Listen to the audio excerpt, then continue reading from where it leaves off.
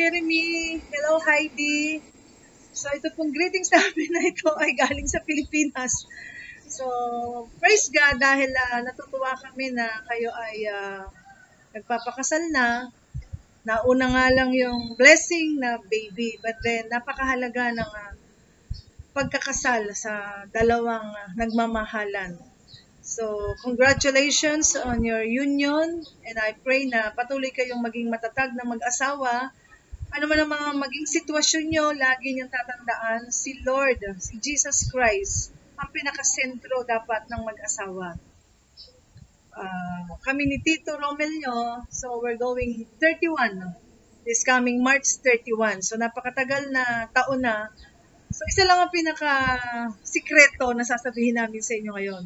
Ang sikreto walang iba, magkaroon ka ng relasyon sa ating Panginoong Jesus. Stay connected sa ating Panginoon. And you will never be the same again. So I pray na sa inyong kasal, and then magkakaroon na kayo ng inyong sariling supling, gabayan kayo ng ating Panginoong Jesus. Ibang klase kapag si Jesus ang kasama natin sa ating buhay. Amen? So always remember, it is God who gives us the power, the ability, not only to get wealth, kundi magkaroon din ng maayos at isang matatag na pamilya. Congratulations, and God bless you. I love you. Binabati ko kayo, Jeremy and Heidi. Pagpalain po kayo ng Panginoon. Talaga ang ating prinsipyo. 3 cords are not easily broken. Ikaw, Heidi, si Jeremy, at ang nasa gitna ng ating Panginoon. Amen. Never be alone without God. Kailangan po natin ang ating Panginoon sa ating buhay. At lagi po tayong sasangguni. Magbabasa po tayo ng Biblia araw-araw. Pagkain po ito ng Espiritu. Gusto natin magtagumpay, gusto natin maging magandang bawat decision po natin. Isama po natin ang ating Panginoon sapagkat siya po ang nakakaalam. Siya po ang nakakabatid ng mangyayari po sa atin.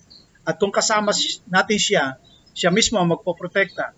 Siya mismo ang magbibigay ng pagpapala sa atin. Amen. Gagabayan tayo ng ating Panginoon. Amen. Kaya Jeremy at Heidi, ako'y naniniwala sa matagumpay na pagsasama ninyo. Amen. Merong Yes. mga minsan nakaguluhan or mga pinagdadaanang mga baku-bako, ngunit stay connected with God.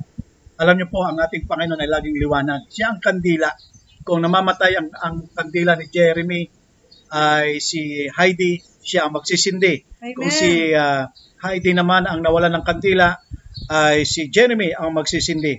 Kung parehas kayo ay nawalan ng ilaw ang iyong kandila, ang ating Panginoon, lalapit tayo sa Kanya para muling magliyap. Amen. At patuloy na mag-apoy. Our Kaya source. nga, ang pinakamaalaga sa lahat, natutunan natin ang pag-ibig ng Panginoon.